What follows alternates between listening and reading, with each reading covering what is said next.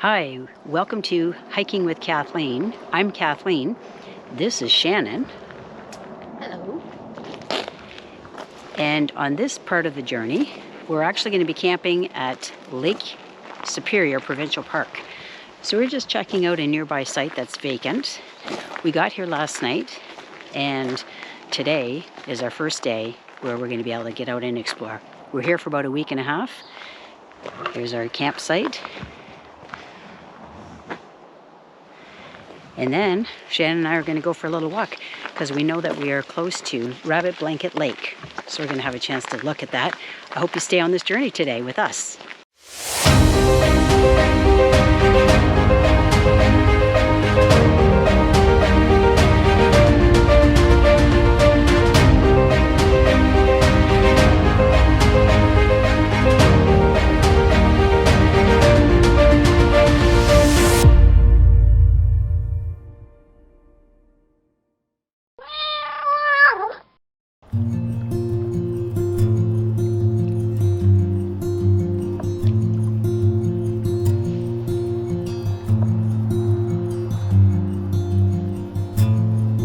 There's a tiny ribbon invisible to mankind.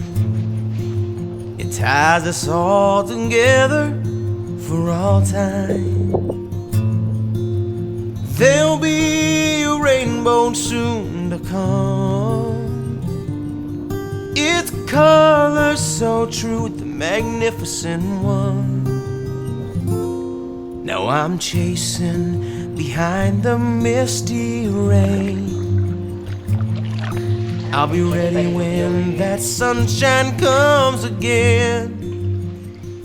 We like to go along the path of the least traveled pathway.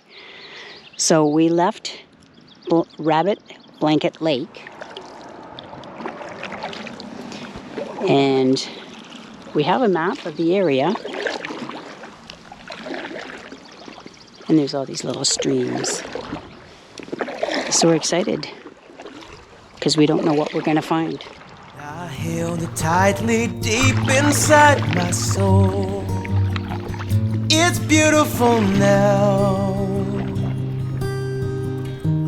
where once it was hollow. I hear rushing water. Okay, let's go look.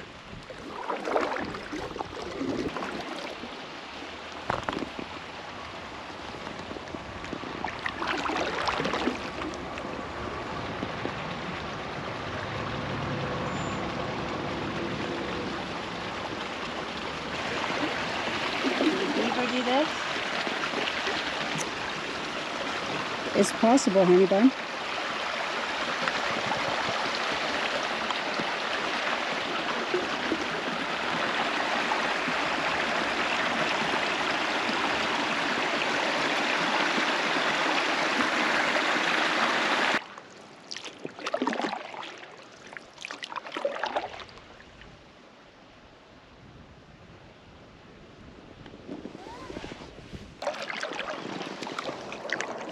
So that's a beaver lodge that is no longer in use. And the way we know that is because beavers are meticulous about keeping vegetation trimmed right down on their the wooden area of their lodge. So maybe that beaver family deserted it or died, and so that's why we see it sort of overrun with some plants. If we knew that a beaver lived there, it's because it would look like it was just a pile of sticks that starts in the water, which is where beavers enter the lodge from underwater. And the beaver lodge has to emerge out of the water because there's a part of it that is above the water level, which is how beavers survive because they breathe air. They're mammals. So anyway, that's an inactive beaver lodge. A couple people put their lawn chairs down there.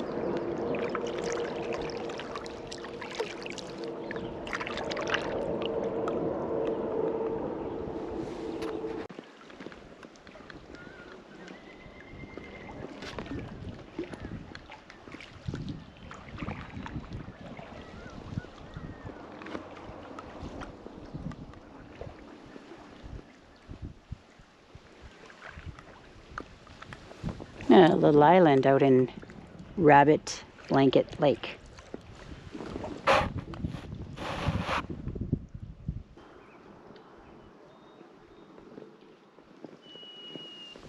And this is another beaver lodge. However, it's not overgrown with vegetation. It could be that that family just moved down to this one.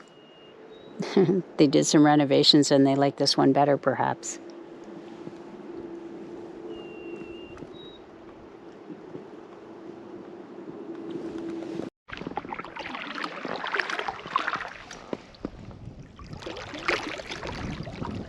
So the big difference we're seeing from Grundy to Lake Superior is a lot of coniferous trees.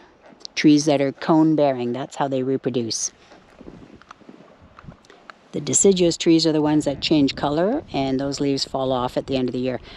Coniferous trees are much better at surviving colder temperatures because their leaves are narrow and much tougher, so they resist having the wind take off the water. So the evaporation is at a much lower rate, so they can withstand the harsher environment of being in the northern areas.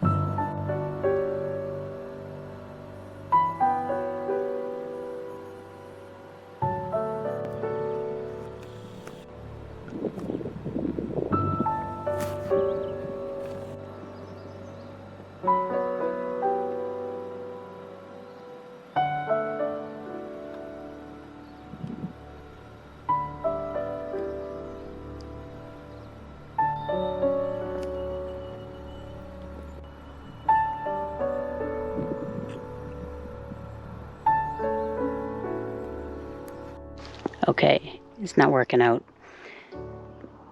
We have a bald eagle. I know we can see them at home, but it's really cool that we're seeing it here, top of a tree. I'll point you in the right direction.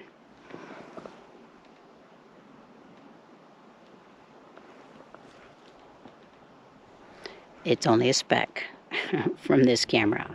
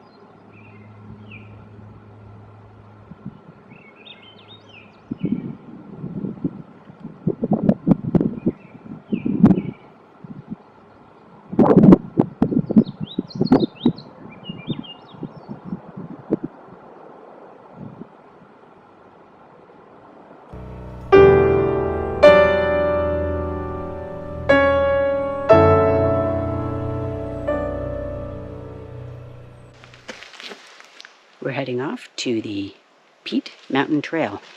So anyway, we'll show you some interesting sights along the way.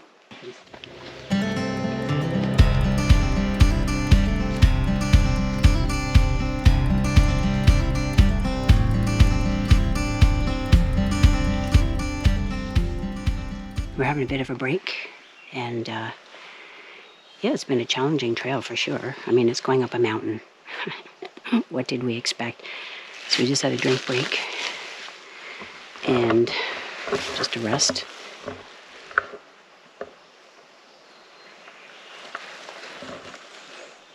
This camera levels everything, so you have less of an idea of the grades, but let me assure you, there are grades to be had. We both brought our trekking poles that we normally use if we're snowshoeing or, you know, skiing or something like that in the winter. And it's been great because the trail outline said that it was I can't remember if they said moderate or difficult, but it's pretty rugged in here. And you, for one, don't want to fall because there's a lot of trail that goes up rocks. And of course, that would really hurt if you know, twist your ankle. And we both have our hiking boots on, so we've got good tread and good ankle support. And there are mosquitoes in here. It's about 10:30 in the morning. We started out a little bit later today. It's going to be a hot one today, about 31 degrees, including 31 degrees Celsius, including the humidex. So we had other stuff to get done in the morning. And so we're out here now, and we hope to get out and paddle so we can cool down this afternoon. So we're not showing you a lot of our actual hike itself, and that's just because we need two hands for the trekking poles. But anyway, it's beautiful in here, and you can't hear anything. No sounds of the highway or anything like that as you approach a mountain. You know, you're going up towards the summit. So it's really beautifully quiet in here, something we don't get to experience back at home.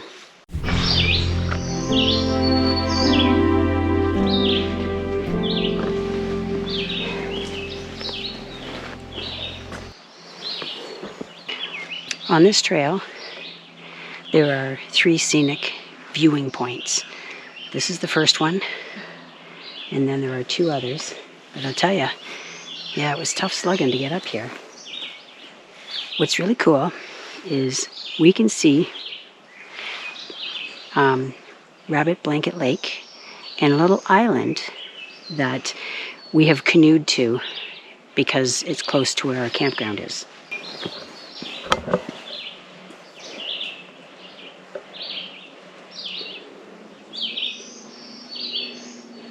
This is a good resting spot. This is absolutely worth that trek. The number of flights we've so far walked is 69 flights. So obviously we're going to have to do the same number going back. When I do my typical walk, when I'm not out here camping, I walk about 10 kilometers and about 35 flights because the trails that I choose have lots of ups and downs. This is 69 one way.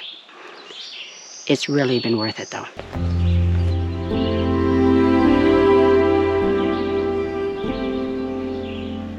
So this is our second lookout, and it's the different side. It was only, I don't know, 20 meters away from the last lookout, so it's just showing the other side of the mountain. And you can see it looks pretty, I don't know, hazy, I guess. I did read in the news this morning that there are some forest fires that have been started from lightning strikes but lack of rain. Not in this area, but north of this area.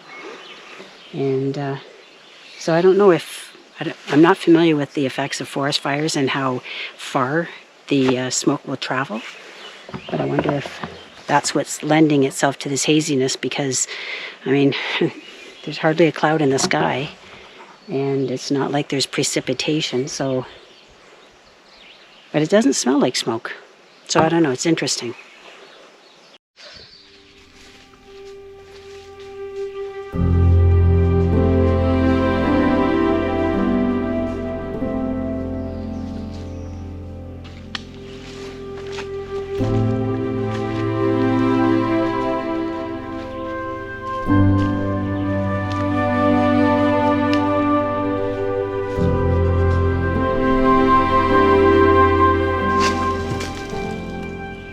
The trails here are very well maintained and very well marked.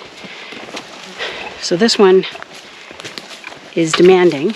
I'll show you the key once we get back to the camp. But it helps to prepare you fully so you know what you're getting into and how to dress for it, how to carry your gear or what gear to bring. So anyway, no, it's been a great experience coming along this Peat Mountain Trail. We'll have to look into how it got its name. But anyway, we're enjoying the return trip, even more so because it's downhill. We're going down a mountain. And so when we're finished, we're going to go through the gear that we brought with us today. And that'll help you with your planning if you're going to be doing a trail like this, or perhaps coming to Lake Superior Provincial Park and trying out Peat Mountain Trail.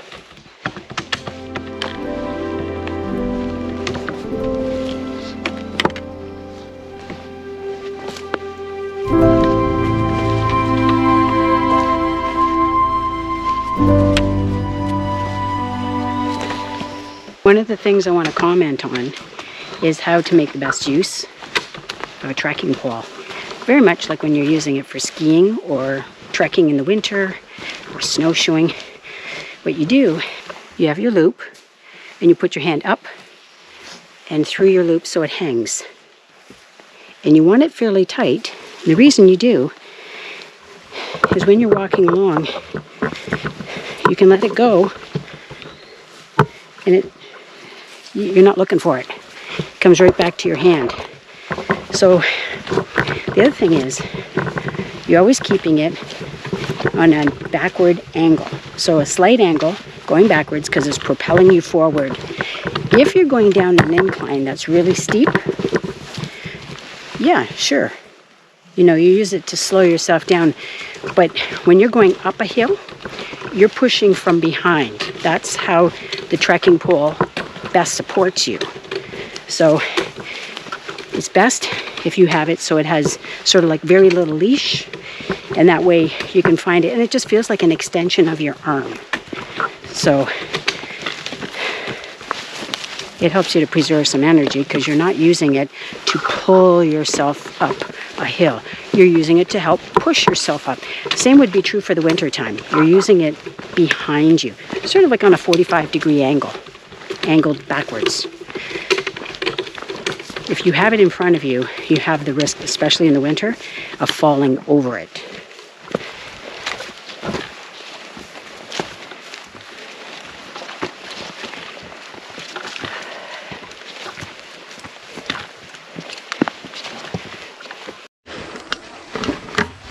Okay, so we just got back to our trailer, and we're both feeling a little bit damp, a little bit sweaty. So we wanted to show you a little bit of the equipment that we ended up bringing on today's hike. So I had my bug shirt on, which wasn't needed on the higher elevations, but it was certainly lower down. Shannon was smart. She packed one of those, what do you call those things on your head? Buff. A what? Buff. A buff, okay. And that was good because you do sweat profusely, especially because right now it's probably in the high 20s. So we had our cameras handy, my binoculars, and this is really important to not overlook.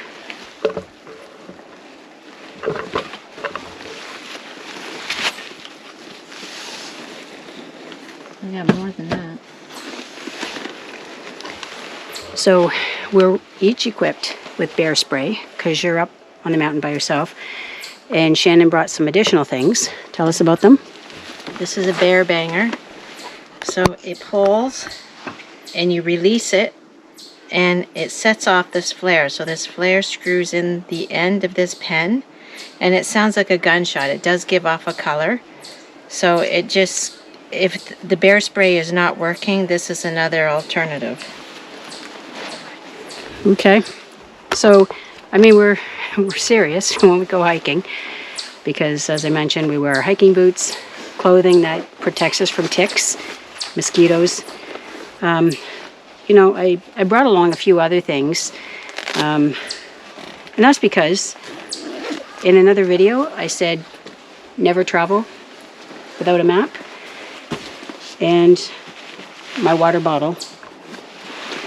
So some essential things: water bottle. Yeah, Shannon has her fuel, her chickpeas. I didn't bring anything to eat. We spent about 2.5 hours doing that trail. We didn't go along the whole trail. What we did is we went to 2 lookouts and then we double backed. And so in addition to that, we each brought our cell phones. And I actually brought a power bank, which is powered by USB plug-in or by solar. And I figured, you know, if one of our cell phones died, then it would be something that could help us out of a pickle.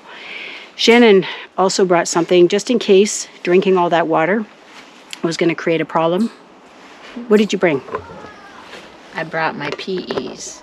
I have a very small bladder, and it allows me to urinate standing up, believe it or not, in the woods.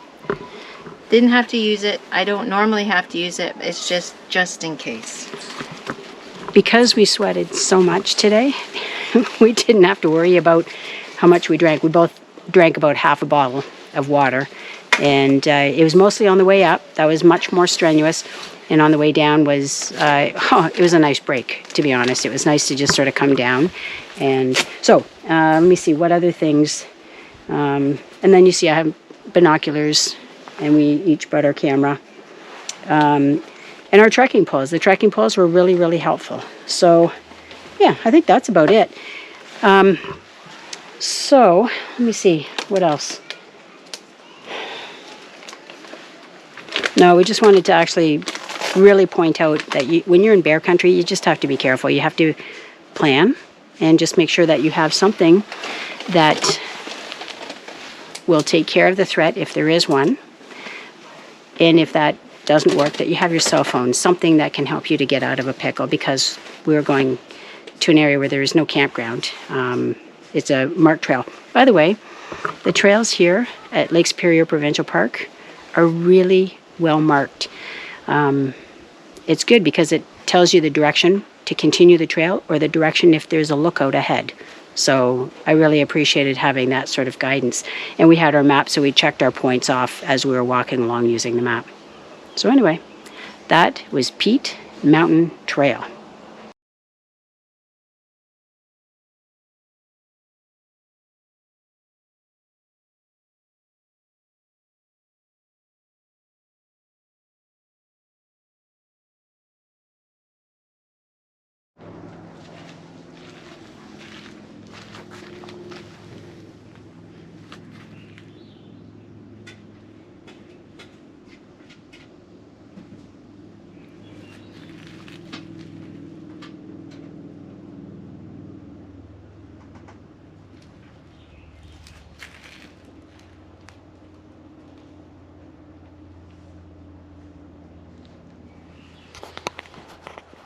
These little bugs seem to intrigue Miley,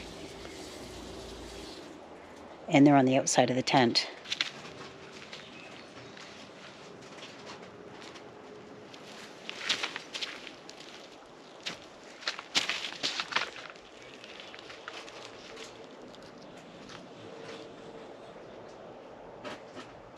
All in a day's work.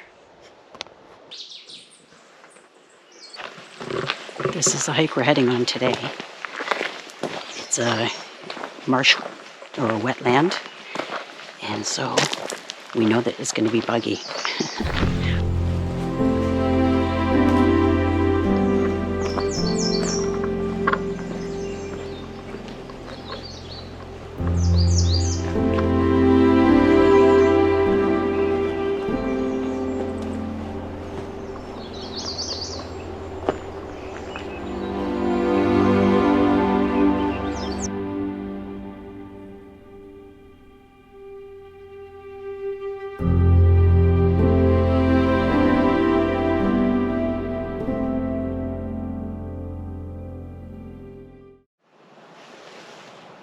See the cloud of mosquitoes around us.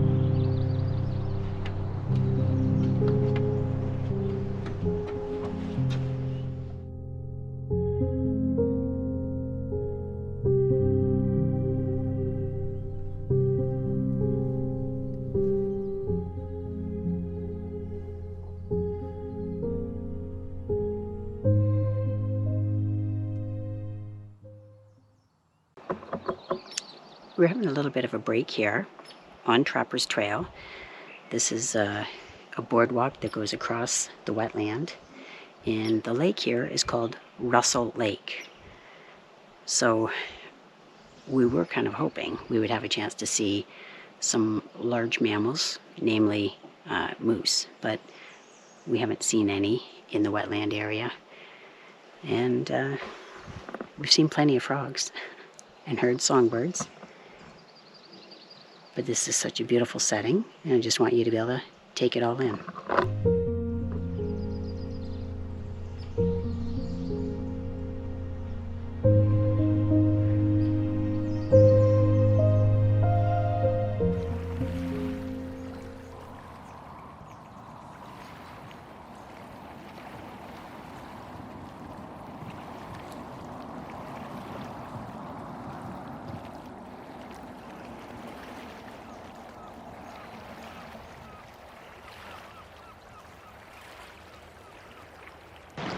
So we just went down and put our feet into Lake Superior together, and neither one of us was inspired to go swimming, because on one of the fact sheets, the map that I've been referring to from time to time, it says that the average temperature of the water in Lake Superior is 7 degrees.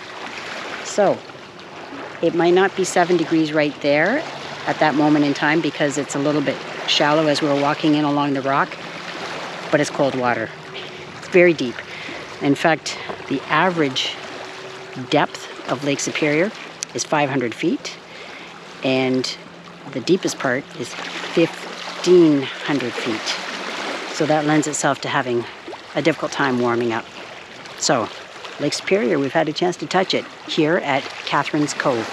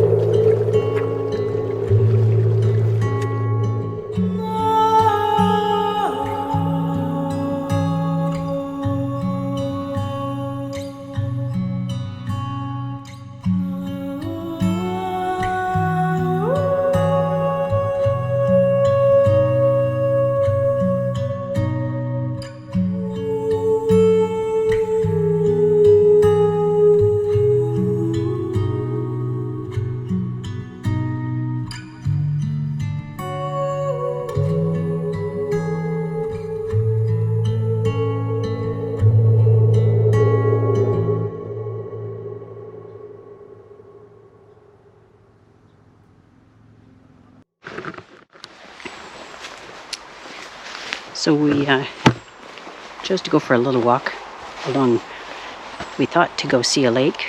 It's called Crescent Lake, and we're on a trail. So we have no idea how long it is. I do have the map. We'll have a look. It's pretty cool in here. We hope to see some interesting critters.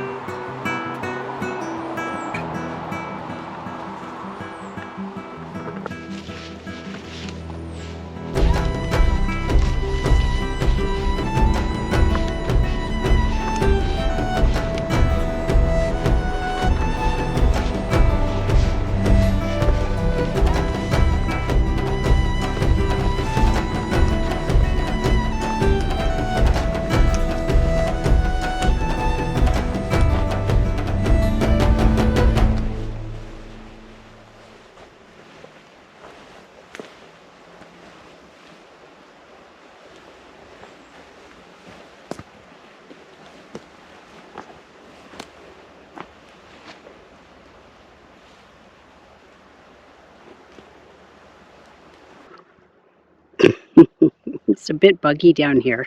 Very buggy. But that's okay. We're prepared. We just wanted to see what Crescent Lake was, and we saw that there was a sign that says for canoeing. That's a hell of a way to get a canoe down here, because it'd be like a portage, really. And then we saw that fishing and hiking were allowed.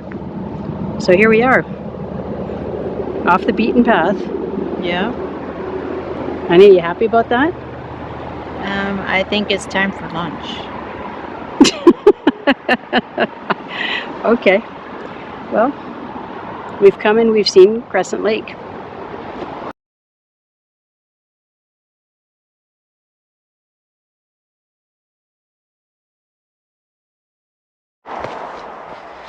So we're hiking with some friends this morning that we made a couple of days ago. A couple of women that are from our end of the province, southwestern Ontario. So we're on the this South Old Woman Trail. We want to have a chance to see how this river flows, because we'd like to paddle it later today if we can.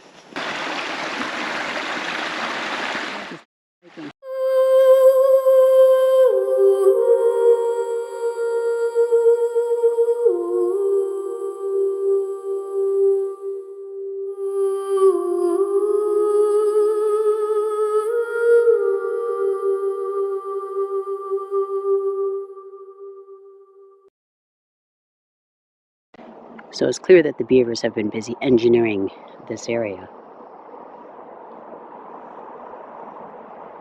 And it's possible we'll have to get out and walk the canoe from time to time, but we've done that in the Thames River as well.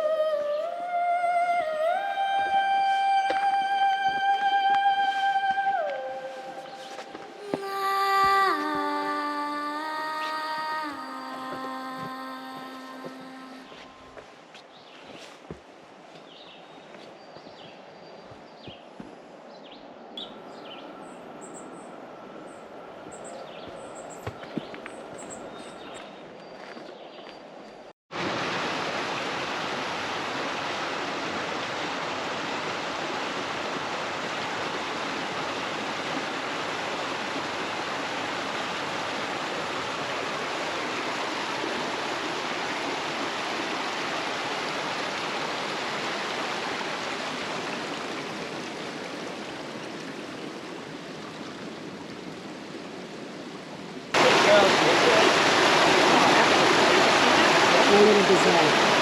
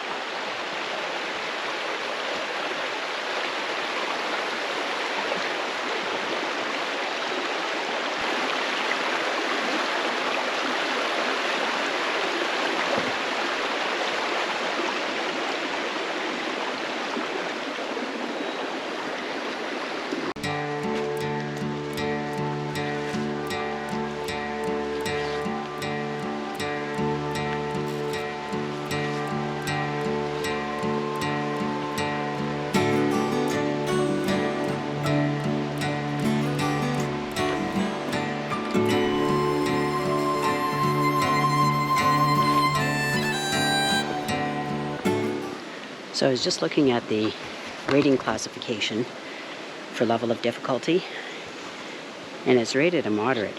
But I tell you, if you're not comfortable with uneven footing, there's lots of rock ledges. Like we had to crawl over rocks to get from one side to the other side. And but anyway, it just added to the intrigue. So they've rated it moderate, and Peat Mountain was rated one level higher in difficulty. So there's another beautiful shot.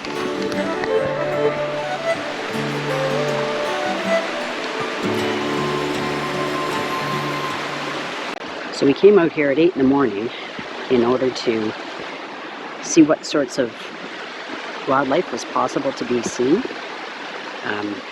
We've seen mosquitoes, but we haven't seen any animals. We did hear that on Beaver Blanket Lake from our friends Brenda and Marlene, that neighbors at another campsite saw a moose.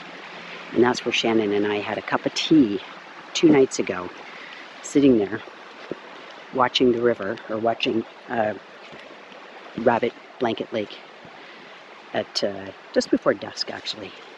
So it's all about timing, and that's why I always come with a camera in hand.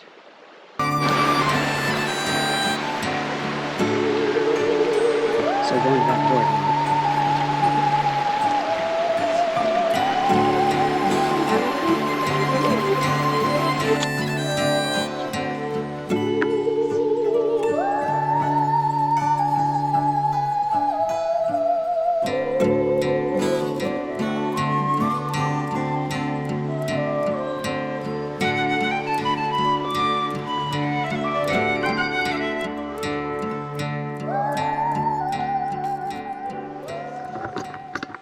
So we see remnants of a fire here, and nature comes back.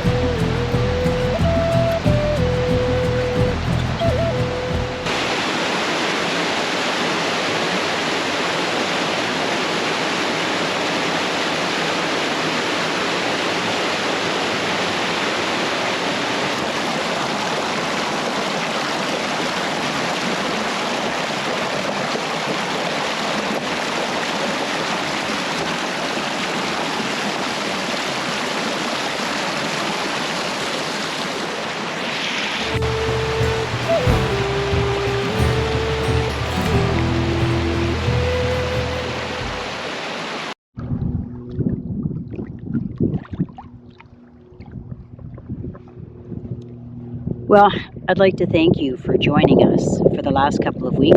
If you've been able to see both parts of the Lake Superior Provincial Park outings that Shannon and I have embarked on. We spent the morning today putting away a lot of the non-essential things because we're pushing off tomorrow morning and we are heading towards Owenda Provincial Park. I hope you have a chance to join us on that journey too. So while sitting out here looking over Rabbit Blanket Lake, I was thinking some of the highlights and wanted to share some of them with you. So we've been here for almost 2 weeks, and yes, we are very excited that it was an electrical site. We're going back into a non-electrical site situation, which just requires more work as you're constantly trying to fill the batteries of the trailer with your solar panels. So as for some of the highlights, people around here have been wonderful, campers, but also people that are local to the area. Some of the things that we did during our first week, we ended up going to Pancake Bay Provincial Park, which is about an hour and 15 from our campground. And it was there that we met up with a couple that I knew and introduced to Shannon, and met them for a wonderful lunch at their site. That was Rod and Maria, so a big shout out to you. It was a really great visit and an amazing meal. So we spent some time doing that, so we had a chance to check out yet another provincial park, another area of Lake Superior. And we've also been able to venture out on our canoe. Actually, we did so again yesterday. We want to kind of close it off and be out and paddle one more time. So we've become quite familiar with Rabbit Blanket Lake. And in addition to that, lots of hikes around here. We've had a chance to see Peat Mountain. If you saw the last series, that was very strenuous, but it was so rewarding to be able to get to the summit. And just a few days ago, we had a chance to meet some women that were camped just a couple doors down from us. Brenda, it was Brenda and Marlene. They'd been together for 55 years. We had such a great time, including a bonfire with them last night. So we've seen them a few times over their few days stay. They left this morning. Also, we went into Wawa, which is sort of the nearest larger town, in order to replenish our supplies. And it was there that we met the owners of the Lakeview restaurant, who were gracious and kind in letting us upload one of our YouTube videos. And without that kind of help, we didn't want to miss being able to provide a Tuesday episode. So anyway, big shout out to them. Support their business. I mean, their staff was very warm and welcoming, as were a lot of the clients that we ended up meeting along the way when we were there for the course of the time it took for us to upload a video. As well, there's Trapper's Line. There was the South Old Woman's Trail that we went to with Marlene and Brenda yesterday morning. That was actually our favorite trail. So it was a beautiful trail. I encourage you to go and check it out, as well as Peat Mountain, because it was strenuous and it was so worth it to get to the summit and be able to see the lookouts. We went on several different hiking areas, and we enjoyed them all. It just gave us a little bit more familiarity with Lake Superior. Katherine's Cove, don't miss seeing Katherine's Cove. It was beautiful, and it allowed us a chance to dip our toes into Lake Superior. So with that being said, if you enjoyed this series, please give it a thumbs up. Consider subscribing if you haven't yet, and maybe join us next week for our outing to Awenda Provincial Park. Thanks for joining us. Bye for now.